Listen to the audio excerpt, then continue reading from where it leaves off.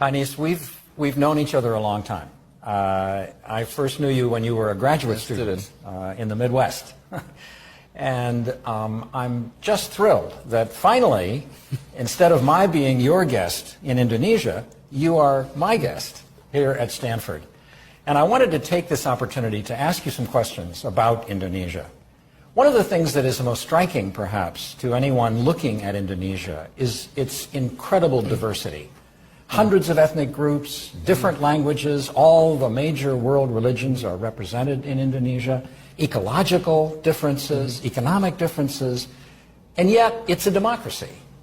And since 1998, one hopes that will continue, it has been a democracy, despite having had very little historical experience of democracy.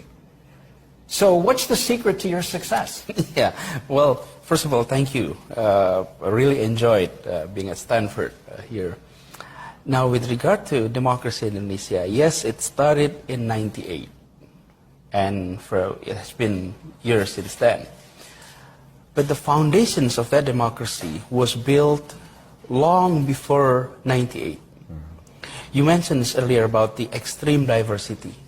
Democracy requires some common ground to glue these nations together. Right. Otherwise, it won't function. Right. Now, Indonesia had its independence in 1945. However, the spirit of being one nation in this archipelago was agreed upon 17 years before the independence. and there was a language was adopted there as common language. And this is very democratic in a way. Why? Because the language that was chosen as common language was not the language of the majority. It was the lingua franca of the archipelago, adopted as the national language. And I think it helps to create the feeling that this is one nation. And on top of that, right after independence, democracy requires equality. Right after independence, we had more than 120 small kingdoms and sultanates.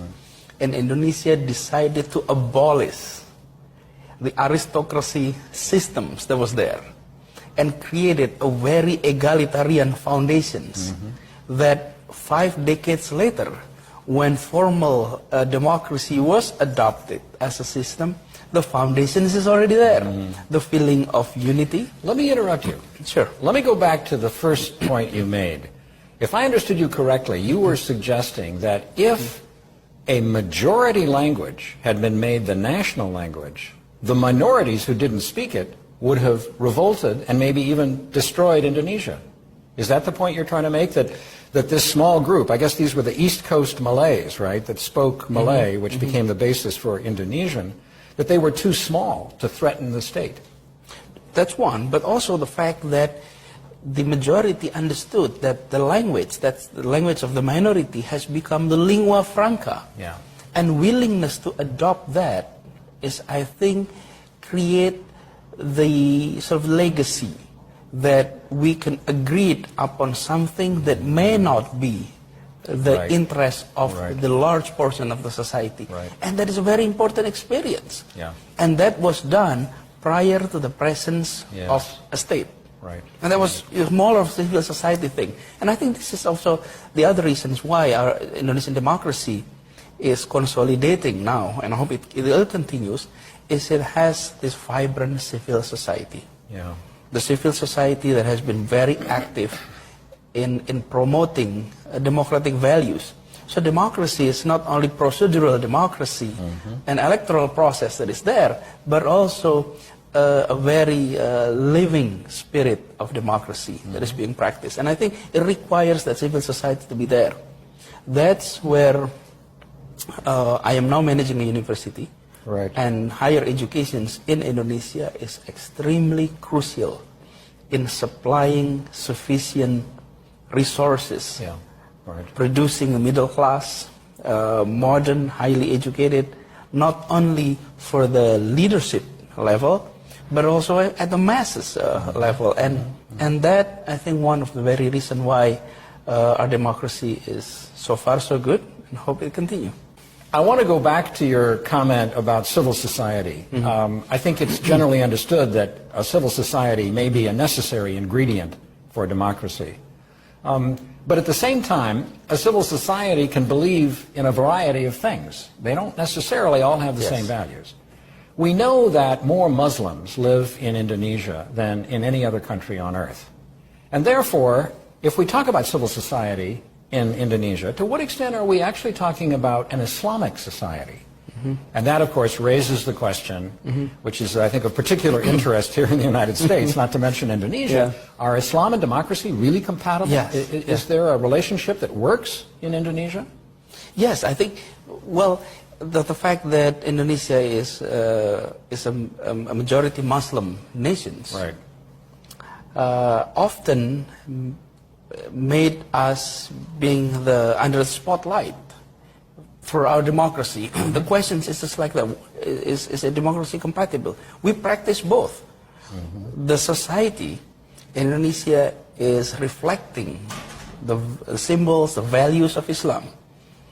From TV programs to books to literature, it reflected the value of Islam. And on the other hand, we're practicing democracy. And then we look at the state is not a religious-based state, and it's neither a complete secular state.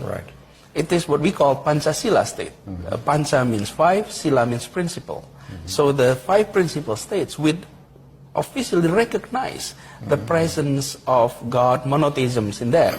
So having said that, yes, the society is Islamized in that way. It's very, very reflecting Islam.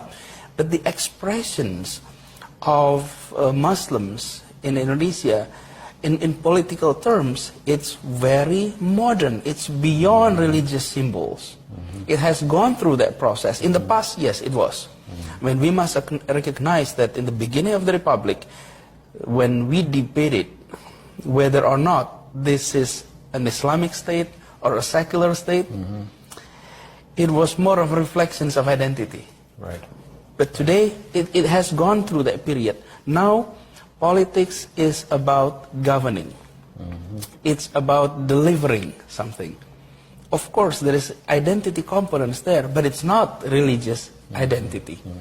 And I think that is the key. And with regard to Islam and democracy, yes, the fact that Indonesia is a majority Muslim nation, the questions often raised. But it's the same thing like the U.S. It's the largest Christian society in the world, but nobody asks the questions whether Christianity is compatible with democracy, or nobody even focuses the questions, is America a Christian majority democracy? But when Indonesia had that, the questions arises. And I think we just practice it. We practice democracy, we practice Islam, and it may become one of an interesting experiments that in the political science world, it may become an interesting case.